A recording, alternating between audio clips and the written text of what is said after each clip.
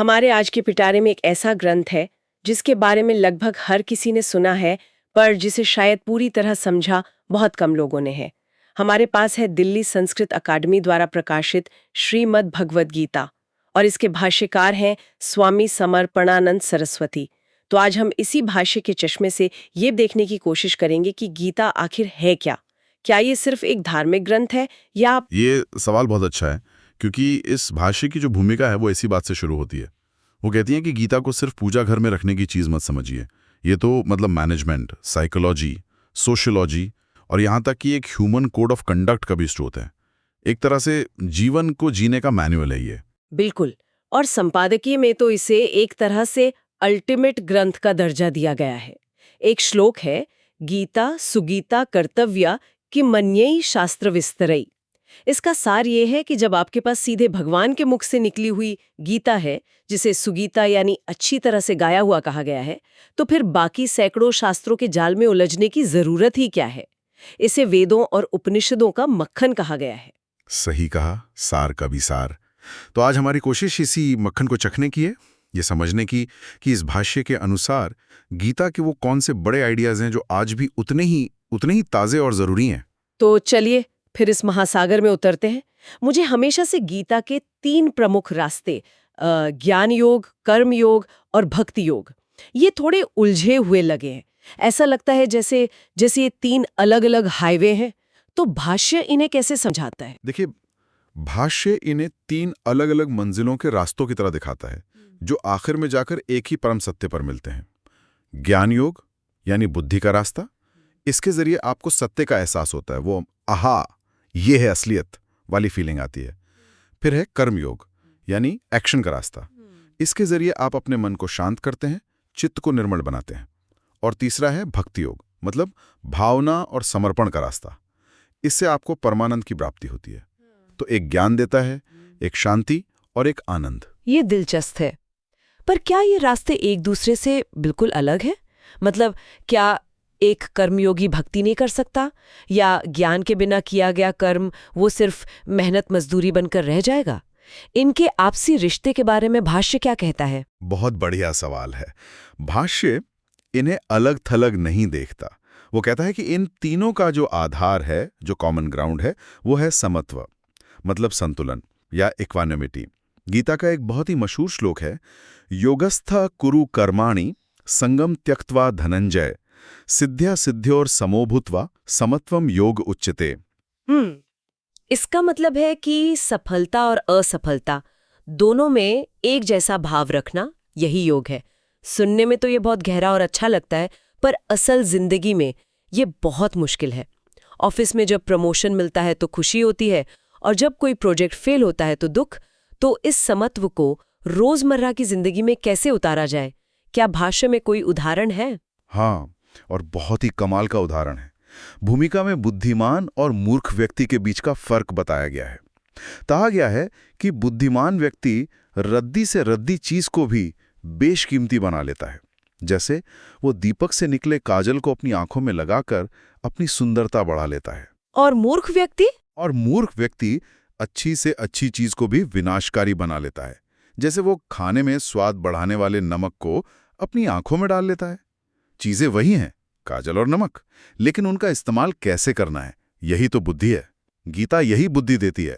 समत्व का मतलब भावनाओं को मारना नहीं है, बल्कि उन्हें सही तरीके से इस्तेमाल करना है, ताकि आप उनके गुलाम ना बन जाएं।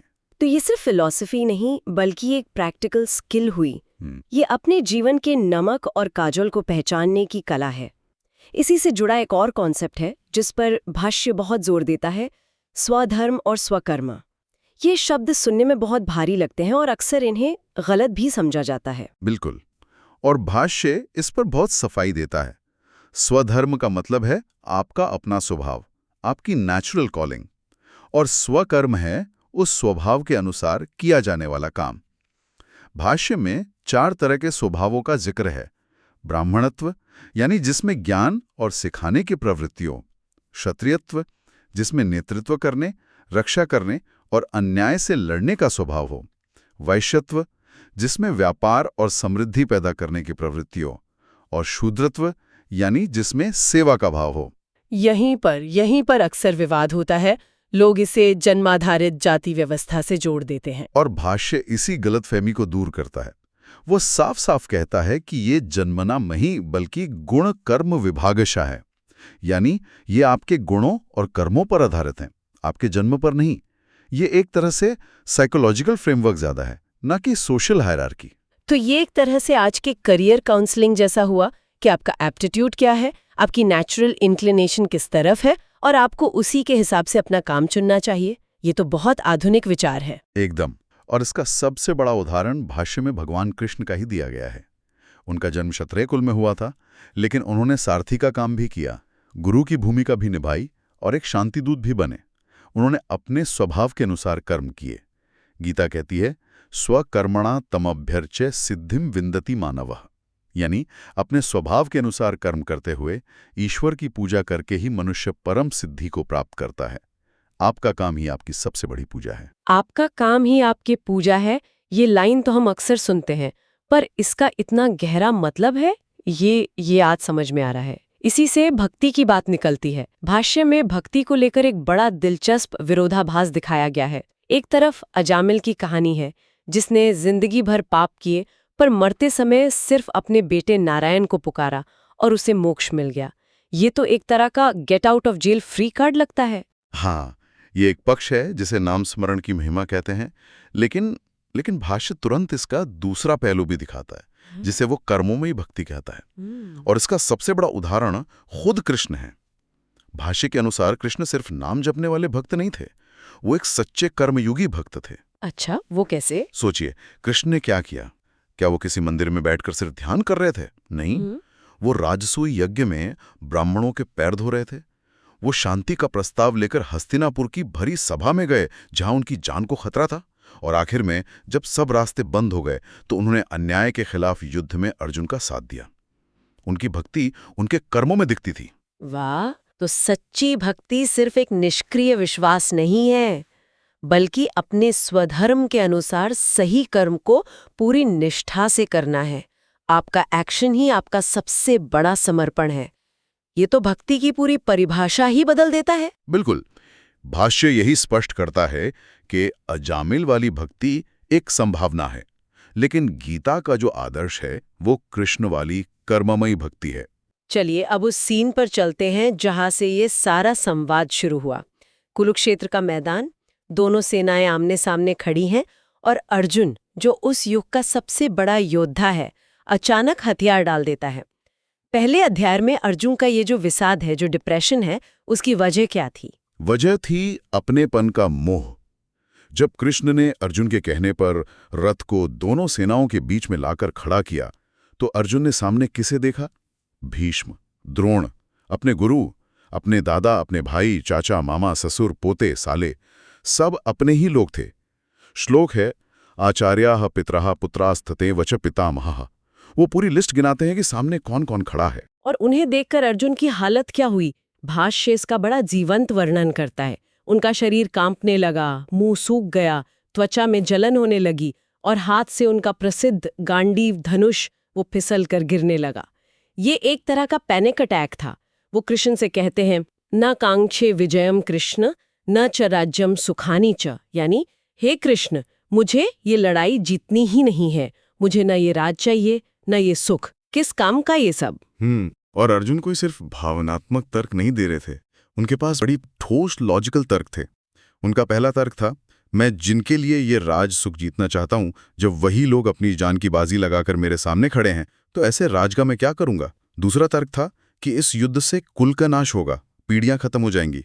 और तीसरा, जब कुल का नाश होगा तो कुल के सनातन धर्म यानी परिवार की परंपराएं और मूल्य वो नष्ट हो जाएंगे, इससे पाप फैलेगा। तो वो सिर्फ डर नहीं रहे थे, वो एक नैतिक दुविधा में थे। ये एक क्लासिक मॉरल इंजरी या क्राइसिस ऑफ कॉन्शियंस का मामला लगता है। वो कायर नहीं थे, बल्कि होने वाले विनाश के मानवीय पहलू से पूरी तरह हिल गए थे। ऐसे में कृष्ण का पहला जवाब क्या था? यहीं से गीता का असल उपदेश शुरू होता है। कृष्ण की पहली प्रतिक्रिया कोई सांत्वना नहीं थी, वो एक तरह की टफ लव थी। उन्होंने अर्जुन को डांटा। उन्होंने कहा, क्लियब्यम मा स्म गमः पार्थ नैतत्वयोपद्यते, यानी हे पार्थ, नपुंसकता को मत प्राप्त हो, ये तुम्हारे जैसे योद्धा को शोभा नहीं देता। ये एक मनोवैज्ञानिक झटका था अर्जुन को उनकी भावुकता की नींद से जगाने के लिए। एक तरह से कहा, ये तुम क्या कर रहे हो, गेट अ ग्रिप। बिल्कुल। और जैसे ही अर्जुन थोड़ा सचेत हुए, कृष्ण ने तुरंत गियर बदला और ज्ञान का पहला पाठ पढ़ाया। उन्होंने कहा, अर्जुन, तुम उन लोगों के लिए शोक कर रहे हो जो शोक करने के योग्य ही नहीं हैं। और फिर वो गीता का सबसे फंडामेंटल आइडिया सामने रखते हैं, आत्मा की अमरता का। वो कहते हैं, न जायते म्रियते वा कदाचित न हन्यते हन्यमाने शरीरे, यानी ये आत्मा न कभी जन्म लेती है न मरती है, शरीर के मारे जाने पर भी ये नहीं मरती। और फिर वो कपड़ों वाला मशहूर उदाहरण देते हैं ना, वासांसी जीर्णानी यथा विहाया नवानी गृह्णाति नरो अपराणी। जैसे इंसान पुराने कपड़े, फटे हुए कपड़े उतार कर नए कपड़े पहन लेता है, ठीक वैसे ही आत्मा पुराने बेकार हो चुके शरीर को छोड़कर नया शरीर धारण कर लेती है।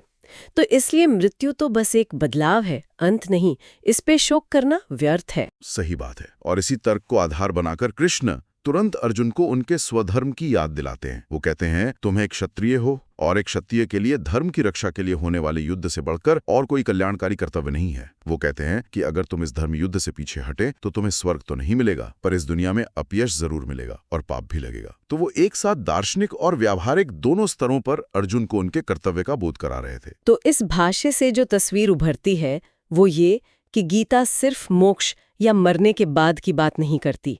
वो जीवन के सबसे मुश्किल क्षणों में सही कर्म करने, अपने असली स्वभाव को पहचानने और जीत हार सुख दुख के बीच संतुलन साधने का एक व्यवहारिक नक्शा है। एकदम सही। ये युद्ध भूमि के उस संवाद को हर इंसान के मन के अंदर ले आता है। ये कहती है कि हर किसी के अंदर एक कुरुक्षेत्र है, जहां सही और गलत, धर्म और अधर्म, कर्तव्य और मोह के बीच हर पल एक संघर्ष चलता रहता है। अर्जुन की दुविधा एक तरह से हम सबकी दुविधा है। पूरी चर्चा से एक विचार मेरे मन में अटक गया है। भाष्य इस बात पर बार बार जोर देता है कि सच्ची भक्ति केवल विश्वास नहीं, बल्कि अपने स्वभाव के अनुरूप सही कर्म करना है। अगर हम इस आइडिया को आज के जीवन पर लागू करें और हर व्यक्ति अपने जीवन को ही एक कुरुक्षेत्र के रूप में देखें, तो उसका स्वधर्म क्या होगा? एक डॉक्टर का, एक कलाकार का, एक शिक्षक का, एक माता पिता का स्वधर्म क्या है और वो अपने काम के जरिए कौन सी कर्ममयी भक्ति कर रहे हैं? सोचने वाली बात है।